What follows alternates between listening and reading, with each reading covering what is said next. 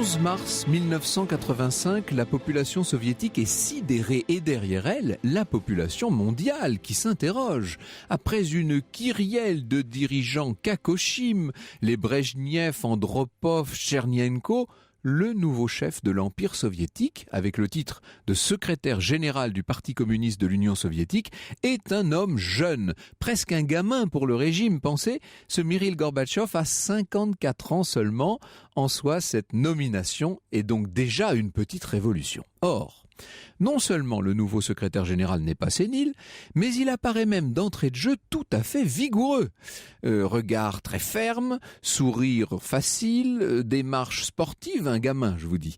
Son signe distinctif, un signe naturel, vous savez, il porte au front un angiome, une marque de naissance.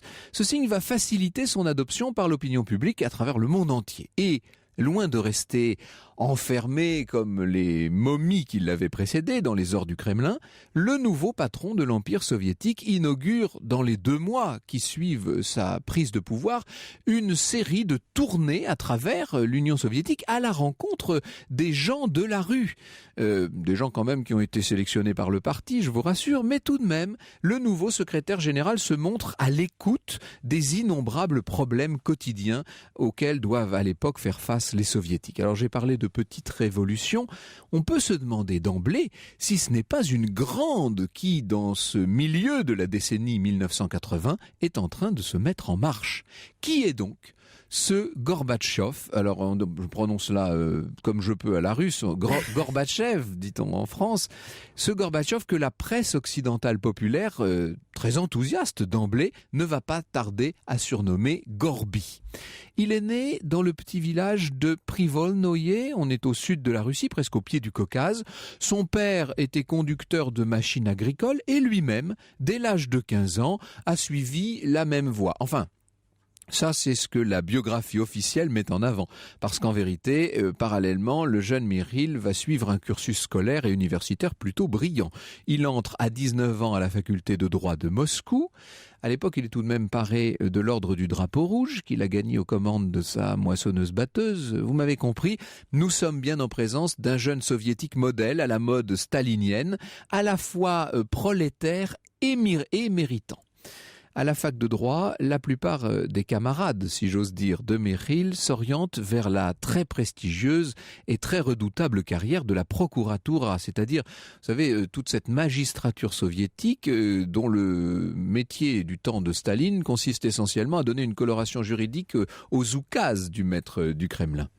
Ce n'est pas le choix de Gorbatchev. Lui préfère épouser très tôt la carrière d'apparatchik, c'est-à-dire celle de cadre du parti. En 1955, on le retrouve, donc on est juste en pré-déstalinisation, si je puis dire, on le retrouve à Stavropol, dans sa région natale, on est donc à 1500 km environ au sud de Moscou, et là, il s'occupe pendant plusieurs années des komsomol, c'est-à-dire les jeunesses communistes, avant de faire son chemin à travers les comités locaux du parti. À 39 ans, le voilà premier secrétaire du comité de Stavropol, ça veut dire tout de même qu'il a 2,5 millions de personnes sous son autorité. Et en 1970, on est en plein dans la grande époque brejnevienne, il devient un apparatchik important. Ce qu'il y a de bien dans cette région que tient maintenant le jeune Gorbatchev, c'est qu'elle abrite plusieurs stations thermales prestigieuses où tous les gérontes de Moscou viennent constamment soigner leurs maladies chroniques. Et Dieu sait qu'ils en ont. Ils en ont, hein. Vous vous rappelez les photos, les images de l'époque, c'était hallucinant. Certains, il fallait les tenir. Bon. Alors, parmi ces très grands personnages qui viennent en cure dans la région de Gorbatchev, il y a 2 hommes qui vont donner un véritable coup d'accélérateur à sa carrière. D'une part, Yuri Andropov, qui quand même est le patron du KGB, hein, c'est pas rien. Et puis, l'idéologue Mikhaïl Souslov, qui est tellement bien introduit au Kremlin qu'on l'a surnommé le faiseur de tsars. Des tsars rouges, faut-il le préciser. Voilà donc, en 2 coups de cuillère à peau, notre Mikhaïl Gorbatchev propulsé à Moscou, parachuté au secrétariat du comité central et puis catapulté dans le sein des seins de l'Empire, le Politburo. Qui pourrait deviner à l'époque que cet élément modèle, discipliné, discret, parfaitement zélé par ailleurs, qui pourrait deviner que ce bonhomme cache un réformateur radical du système, si radical du reste qu'il finira par le tuer? Qui? Eh bien, une dirigeante politique occidentale, paradoxalement, farouchement anticommuniste de surcroît, et même à la tête de la révolution néolibérale anglo-saxonne, le Premier ministre britannique Margaret Thatcher. Lors de la visite officielle que Gorbatchev, il est à l'époque numéro 2 ou 3 du parti, effectue à Londres en décembre 84, on peut dire qu'il impressionne considérablement Madame Thatcher, qui tout de suite prend la mesure du personnage et, si l'on en croit du moins ses mémoires, se jure de tout faire pour lui faciliter la tâche. Il se trouve que 3 mois plus tard, en mars 85 donc, Gorbatchev est nommé secrétaire général du PCUS. Le voilà donc à la tête de l'Empire soviétique. Franck Ferrand sur Europe 1, au cœur de l'histoire. Et 20 ans après la dissolution de l'URSS, Franck Ferrand s'intéresse aujourd'hui sur Europe 1 à Mikhaïl Gorbatchev. L'homme est imprévisible, ses décisions sont inattendues. La première initiative de Mikhaïl Gorbatchev à la tête de l'Union soviétique se résume à une grande campagne contre l'alcoolisme. Il faut dire que déjà à l'époque, je dis bien déjà, l'alcoolisme était un véritable fléau en Russie. Eh bien, le 17 mai 1985, Gorbatchev décide de faire fermer la moitié des points de vente de vin et d'alcool, et surtout il va faire majorer, c'est facile avec l'économie soviétique, il suffit de prendre des décrets, il majore le prix de la vodka de 30%, et même l'année suivante il portera cette augmentation jusqu'à 50%. Vous imaginez comme c'est populaire comme mesure. Évidemment, Mikhaïl Gorbatchev n'est pas soumis au scrutin du peuple à l'époque, donc en fait que la mesure soit ou non populaire en Union soviétique, c'était pas tellement le problème. Mais ça l'a d'emblée fait passer pour un tyran dans toute une frange de l'opinion, bien entendu, qui ne le lui pardonnera du reste jamais. Et puis, j'allais dire de façon plus sérieuse, c'est à voir, mais en tout cas de manière plus importante sur un plan administratif, d'emblée, Gorbatchev lance l'épuration des cadres du parti et de l'État. Il faut dire que l'incompétence, c'était, pendant toute l'époque brejnevienne et post-brejnevienne, s'était répandue dans tous les rouages de l'État, et surtout, plus grave encore, le népotisme et la corruption étaient généralisés. Donc, Gorbatchev va essayer de lutter contre tout ça, et parallèlement, il lance sa fameuse grande opération de charme à l'égard des médias occidentaux. Dès l'été 1985, il reçoit des journalistes de Time qui sont stupéfaits. Ils s'étaient habitués à voir des personnages, des vieillards qui tremblotaient et auxquels on donnait des notes à lire, et voilà qu'il rencontre un leader qui ressemble d'ailleurs à un leader occidental, qui parle directement, qui répond à leurs questions, qui devance même les questions qui lui sont posées. Personnage tout à fait inattendu. C'est Paris c'est notre capitale, que Gorbatchev choisit comme lieu de son premier voyage officiel. Très grande curiosité de l'opinion dans tout ça. Et puis le mois suivant, il va rencontrer Ronald Reagan à Genève. Il faut savoir que depuis l'invasion de l'Afghanistan par les soviétiques, les relations étaient totalement gelées entre les États-Unis et l'Union soviétique. Et là, d'un seul coup, ça redémarre. Et ça redémarre d'autant mieux que Gorbatchev séduit l'opinion américaine et que le président Reagan est obligé d'en tenir directement compte à l'époque. Si Gorbatchev séduit tant, c'est notamment grâce à son épouse, Raïssa Titorenko, la fameuse Raïssa Gorbatchev, qui est toujours très bien habillée, toujours souriante, charmante, etc. et qui a beau être une idéologue du parti parmi les plus pures et dures. Elle a quand même fait des études de philosophie. On imagine ce que c'était que les études de philosophie à la fin de l'époque stalinienne. Mais en tout cas, c'est une femme qui sait s'attirer. Elle joue presque un rôle de First Lady, totalement inattendu, qui n'existait pas jusqu'alors dans le régime soviétique.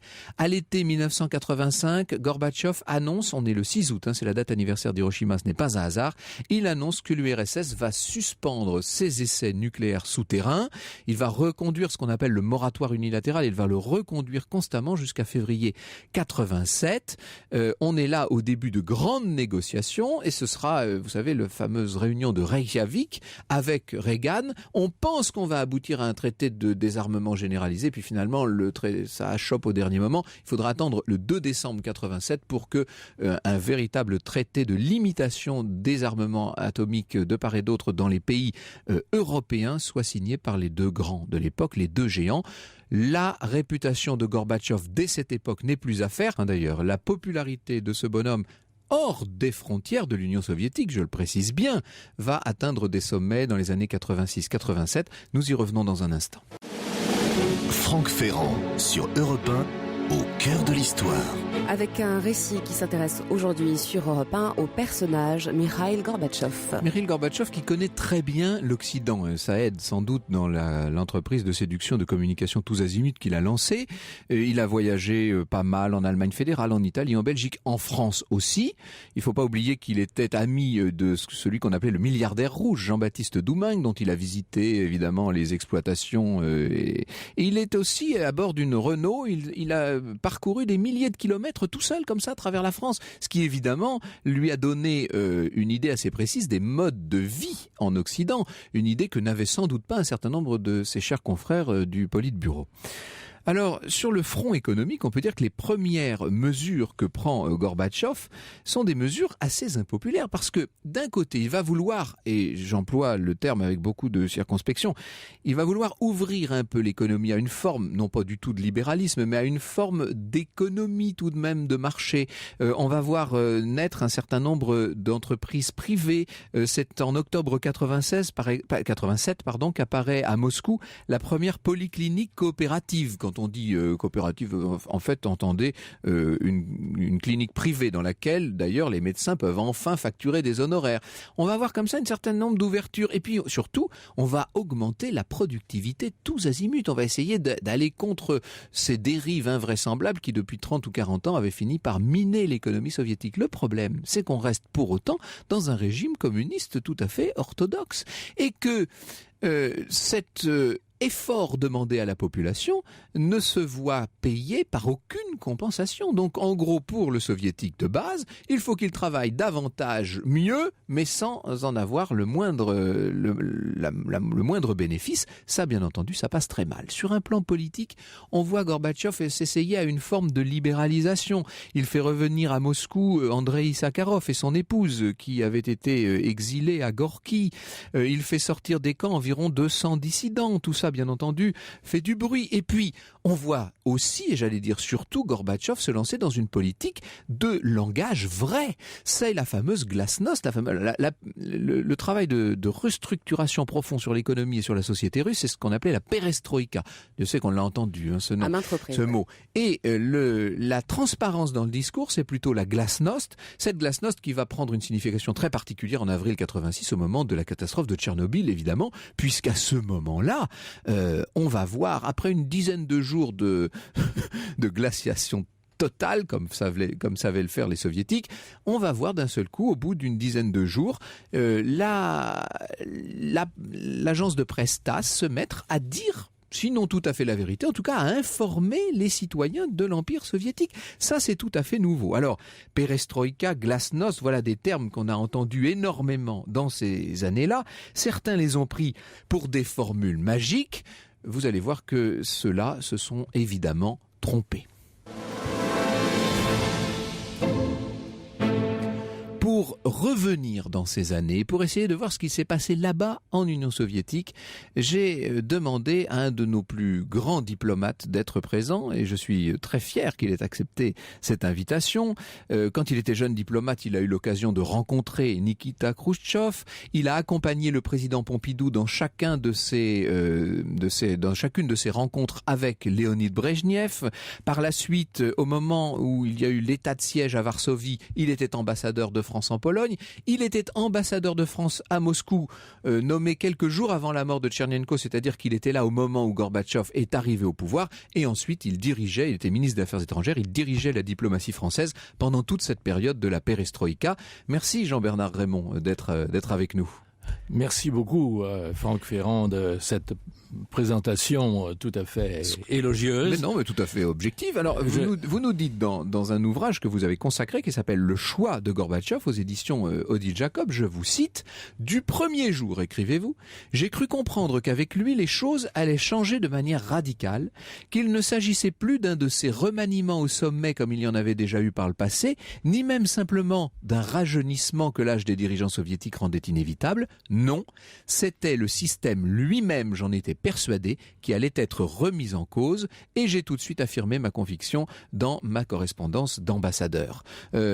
Qu'est-ce qui vous a permis de comprendre l'ampleur du séisme qui se produisait au Kremlin à cette époque? Ma première impression, c'est le jour où on a appris à la nomination de Gorbatchev. Je suis allé dans mon bureau, j'ai ouvert la Pravda et il y avait le discours de Gromyko qui présentait Gorbatchev comme il proposait comme secrétaire général au comité central. Et ce qui m'a frappé dans le texte de Gromyko, tout le monde sait très bien, c'était le ministre des Affaires étrangères presque permanent, avec une exception une fois pour un certain Shepilov, mais sans cela, c'était lui. Et ce qui m'a frappé, j'ai lu le texte d'un bout à l'autre, et j'étais tout à fait frappé par le fait qu'il disait nous proposons le plus intelligent. Essentiellement le plus intelligent et pas le plus léniniste. C'est le contraire de notre formule Troisième République, on a choisi le plus bête. Là, c'était le contraire. Mais là, ce qui était formidable, c'est que c'était pas du marxisme-léninisme. Ça, c'était pas le langage du marxisme-léninisme. Et ça, c'était entièrement nouveau. C'est la première impression. Alors, ce que vous avez décrit avec beaucoup de votre talent sur notamment les premières mesures, il y avait en plus chez lui, dans son charisme, c'était un homme naturel. C'est ça. Naturel. Quand vous avez dit que ça ressemblait pas du tout au discours des uns et des autres, j'ai eu le privilège, puisque j'étais ambassadeur, que lorsque François Mitterrand est venu pour les obsèques de Tchernenko, nous avons eu il a eu un rendez-vous avec le nouveau secrétaire général, lequel secrétaire général accueillait tous les chefs de délégation, mais Mitterrand, c'était une réunion particulière, n'est-ce pas? Mais il les accueillait tous en haut de l'escalier de Sainte-Catherine, et il parlait avec eux, enfin, tout était nouveau, c'était naturel. Et Mitterrand, à côté de qui je me trouvais, racontait une chose qu'il a souvent racontée, c'est que dans un entretien avec les Russes précédents, avec Tchernenko justement, Gorbatchev était présent et il s'occupait de l'agriculture. Et à un moment donné, Tchernenko, quittant sa conversation avec le Français, se tourne vers Gorbatchev et lui dit « Dites-moi, depuis quand l'agriculture soviétique ne marche pas ?» Et réponse de Gorbatchev, depuis 1917. Alors, c'était tout ça. C'était un langage assez neuf. Et ça s'ajoute à ce que vous avez dit de Madame Thatcher, qui avait dit, voilà un homme avec qui on va pouvoir travailler. Et quand vous raccompagnez le président Mitterrand à son avion, il vous dit, il est convaincu qu'il va enfin avoir affaire à un vrai dirigeant, à quelqu'un avec qui on va pouvoir discuter. Oui, parce que je l'ai raccompagné donc à l'avion le soir, et je lui ai dit moi aussi que j'étais frappé, parce que c'était ma première rencontre. Je suis un des premiers à avoir eu le privilège, parce que j'étais ambassadeur, à rencontrer le nouveau Gorbatchev, secrétaire général. Et je lui ai dit, j'ai fait part d'une sorte d'enthousiasme devant cet homme qui n'avait rien à voir avec ses prédécesseurs. Vous avez évoqué les rencontres que j'avais faites avec Pompidou, Brejnev, etc. Il y avait un monde entre les deux. Il avait pourtant le fameux Gromyko à côté de lui pendant les conversations. Et qui était toujours là, lui, indéboulonnable. Oui, mais qui n'était pas si mauvais que ça, n'est-ce pas? Enfin, Gromyko, vous le réhabilitez, vous? Moi, j'avais une interprétation de Gromyko. Je l'ai vu tellement souvent dans des rencontres internationales où j'étais, et je l'avais décrit comme ça. Je disais, Gromyko, il est dans un carré qui lui a été dessiné par les dirigeants. Et il sait que s'il sort pas de ce carré, il peut se permettre beaucoup de choses. Et se permettait beaucoup de choses. C'était quand même un homme assez intelligent. Et assez libre, finalement, toute proportion gardée. Enfin, dans la limite soviétique, évidemment. Que s'est-il passé? Pourquoi Gorbatchev a-t-il finalement échoué? Et posons-nous la question, a-t-il échoué? C'est ce que nous voyons dans un instant. L'histoire sur Europe 1, c'est avec Franck Ferrand. Et pour parler de Gorbatchev, nous vous retrouvons avec votre invité sur Europe 1, Franck, Jean-Bernard Raymond, ancien ministre des Affaires étrangères et ancien ambassadeur à Moscou. Ambassadeur à Moscou au moment même de la nomination de Gorbatchev. Jean-Bernard Raymond vient de faire paraître Le regard d'un diplomate sur le monde, sous-titré Les racines des temps nouveaux, aux éditions Le Félin. C'est intéressant ça, Jean-Bernard Raymond. Quand Gorbatchev arrive au pouvoir, le monde est en train de basculer, en tout cas toute cette partie-là de l'Europe, qui était, j'ai envie de dire, l'un des éléments clés de la situation géostratégique mondiale. Est-ce que la chute de l'Union soviétique et donc la réunification de l'Allemagne, le basculement de toute cette Europe dite de l'Est dans le camp européen classique, est-ce que tout cet énorme changement qui commence donc, enfin qui s'épanouit en 1989 et qui a des répercussions évidemment encore très très fortes aujourd'hui, était inéluctable, ou est-ce que c'est Gorbatchev qui nous a conduits vers cette situation? C'est quand même une question qu'il faut se poser. Est-ce qu'il a accompagné le mouvement ou est-ce qu'il a créé le séisme? Ma réponse, c'est premièrement, le mouvement que vous décrivez n'est pas net en 85, parce qu'il faut se situer en 85. Rien n'était acquis de tout ça. Compte tenu de ce que vous avez aimablement dit, 1985, j'arrive à Moscou et 2 semaines après, le nouveau secrétaire général, c'est Gorbatchev. Donc 85, c'est pas 89, n'est-ce pas? Or, en 85, ce que l'on sait, c'est qu'il y a eu des mouvements, je parlais, on perdrait trop de temps, mais où il y avait eu la Hongrie, il y a eu la Tchécoslovaquie, il y a eu la Tchécoslovaquie, et puis il y avait eu la Pologne. Voilà. Mais ça n'allait pas plus loin. Vraiment, c'est pour ça, je pense qu'il faut dire que c'est vraiment Gorbatchev qui, mais je vais le dire mieux après, a provoqué l'écroulement de l'Europe centrale. L'écroulement de l'Europe centrale. Et donc, je voudrais dire simplement, dans la cause qui mène à 89, et c'est pour répondre à une autre question que j'ai deviné que vous alliez me poser, c'est que il y a 3 éléments qui expliquent 89. D'abord, les Polonais. C'est les Polonais qui, en 80, ont commencé à se soulever, etc. Et donc, l'affaire polonaise est importante. En plus, c'est encore plus les Polonais. Soutenu par le pape Jean-Paul II. Justement, parce qu'en 78, le nouveau pape élu, c'est Jean-Paul II, c'est un Polonais aussi. Bon, c'est les bases. Et puis, donc, ça ébranle énormément. Moi, je me rappelle avoir entendu à l'UNESCO en 80 à Paris le premier grand discours donc de Jean-Paul II, et c'était le plus grand discours que j'ai jamais entendu de ma vie sur la situation de l'Europe et du monde. Et il a reçu d'ailleurs le 1er décembre, au moment où, après la chute du mur, il a reçu en tête-à-tête Gorbatchev. Et ils se sont très bien entendus. Ils se sont toujours d'ailleurs renvoyés. Gorbatchev, oui. Ah oui, quand ils ont parlé de l'un, de l'autre et l'autre de l'un, vous connaissiez très bien l'un et l'autre, vous, donc vous pouvez en parler. Oui. J'ai eu ce privilège à un moment de ma carrière de me trouver devant des hommes qui dominaient l'histoire presque, et en tout cas la faisaient. Alors voilà, sur ce plan-là. Mais ça a été très dur de 85 à 89.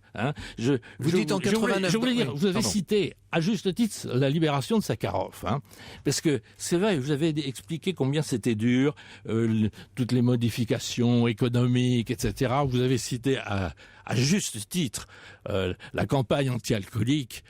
Là, je pourrais mais ça, c'est pas le moment.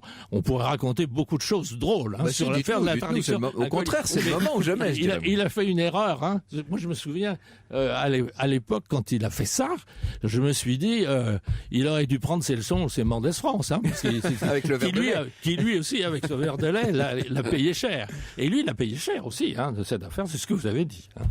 Alors, donc, je me perds un peu dans mes affaires, mais vous nous dites que 89 a été décidé par de grandes évolutions qui échappaient évidemment à Gorbatchev. Et puis il y a eu l'initiative de défense stratégique, les fameux satellites militaires du président Reagan également. Mais ce qu'on oublie toujours de dire et qui inspire tout le temps Gorbatchev à partir de 85, c'est que c'est profondément le libéralisme, il va mener vers les élections libres. On n'a pas le temps de le démontrer ici, mais ça, c'est absolument évident par étapes. Et finalement, qu'est-ce qui se passe en 89 ?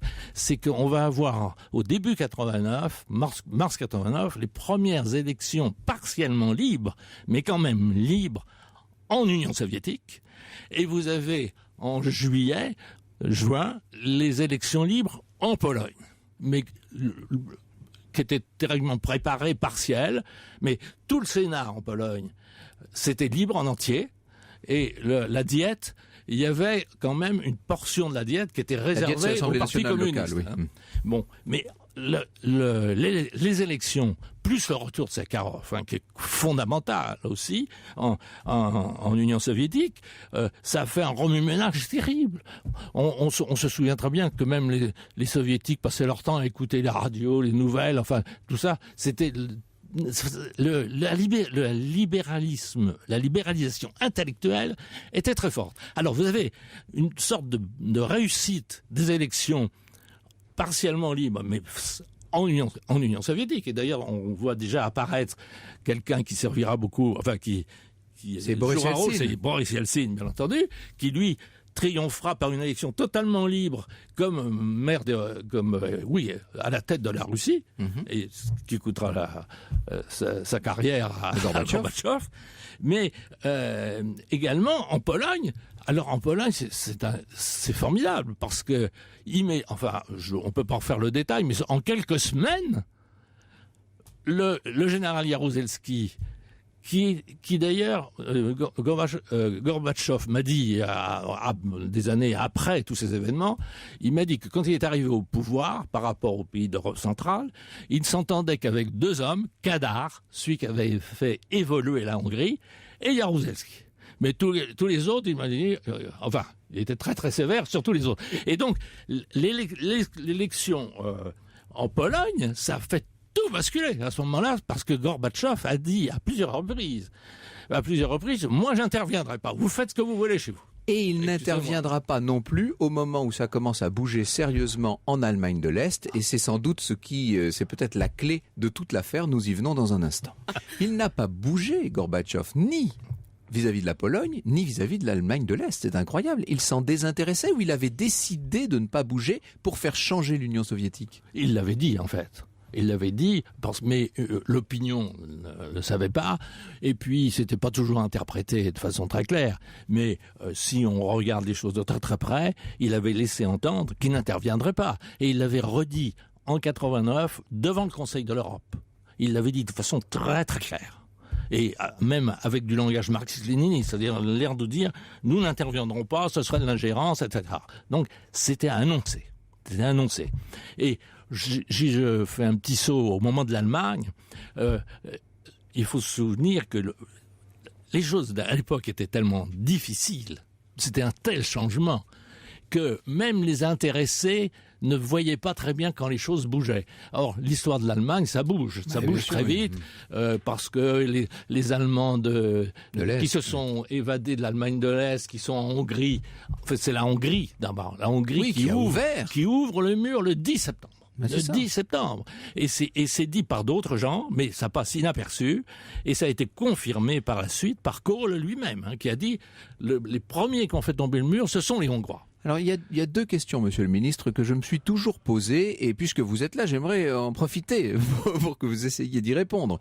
La première, comment expliquer qu'à l'intérieur même du Parti communiste de l'Union soviétique, on n'est pas tenté plus tôt, parce qu'on l'a fait vraiment tout à fait à la fin avec le fameux putsch, là, en 91, en août 91, mais comment se fait-il qu'on n'ait pas tenté plus tôt de bloquer Gorbatchev et de l'empêcher de faire ces réformes qui, forcément, aboutissaient au démantèlement de l'Empire ? Je crois que je n'étais pas au sein du comité central, mais c'est que il y avait une évolution quand même devant la faillite, si vous voulez, du système, et notamment la sclérose de l'idéologie. Il restait plus que l'idéologie, en quelque sorte. Et ça, c'était ressenti par beaucoup. Il y avait des réformateurs, des conservateurs, etc. Et donc ça a beaucoup joué, ça, n'est-ce pas ? Oui, sans doute. Et quand Gorbatchev, je ne sais plus en quelle ville, Leipzig ou ailleurs, a été ovationné, Et puis par la suite, ça s'est vu avec le soutien d'Yeltsin après. Mais vous savez que pour l'Allemagne de l'Est, il faut pas oublier que le jour où le mur commence à tomber concrètement, le 9 novembre, Kohl est en visite en Pologne où il discute avec des bons Polonais d'ailleurs, bien entendu, mais il discute et puis il décide de revenir à Berlin. Et quand il arrive à Berlin pour prendre la parole, on lui dit tout de suite, il y a Gorbatchev qui vous parle. Et il prend Gorbatchev, à quel moment, je ne sais plus exact, mais il prend au téléphone Gorbatchev, et Gorbatchev lui dit, vous voyez ce qui se passe, hein? Et c'est très très important, et l'appel de Gorbatchev, on peut le résumer comme, il faut qu'on s'entende bien tous les deux pour que ça ne se termine pas par un drame. D'un mot, s'il vous plaît, parce que malheureusement, nous allons devoir conclure. Vous avez rencontré il y a encore 2 ans, dans un colloque à Sofia, l'ancien secrétaire général Gorbatchev, donc, vous le connaissez bien. Oui. Comment vit-il son éviction, si je puis dire, parce qu'il est quand même sorti par la petite porte après avoir mené cette énorme révolution interne. Le voilà qui sort, qui disparaît, et aujourd'hui, il est presque ignoré. Il a 80 ans, je précise aujourd'hui. Il a eu pendant longtemps une femme qui l'a aidé énormément. Les femmes, ça peut aider. Hein. Et Raïssa. Vous êtes bien placé pour le savoir, et je salue la vôtre, en l'occurrence, Monique Raymond. C'est très gentil. Mais Raïssa l'a beaucoup aidé. Et puis elle est morte, malheureusement. Elle est morte presque des conséquences du putsch, n'est-ce pas? Parce qu'elle est revenue, elle était à moitié paralysée quand elle est revenue du putsch, parce que sans doute, comme elle était très intelligente, hein, pendant le sa visite à Paris, c'est elle qui s'occupait surtout de Picasso, etc. Pendant que elle est partie là il y a quelques temps, mais elle est morte maintenant. Oui. Ah oui. Merci beaucoup, Jean-Bernard Raymond, de nous avoir parlé de ce que vous avez vécu aux premières loges. Le choix de Gorbatchev, c'était aux éditions Odile Jacob. Et Le regard d'un diplomate sur le monde, ça vient de sortir dans la collection Les Marches du Temps, aux éditions Le Félin. Ça parle de 50 ans de vie diplomatique, 1960-2010.